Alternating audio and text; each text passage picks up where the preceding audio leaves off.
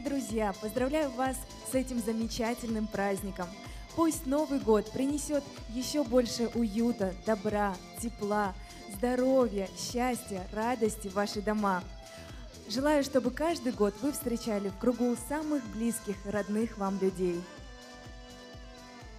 Дорогие казахстанцы, дорогие телезрители, я поздравляю вас с Новым годом. Желаю вашим семьям и вашим родным и близким здоровья, счастья, удачи и всего самого хорошего. Пусть этот год принесет вам много-много улыбок.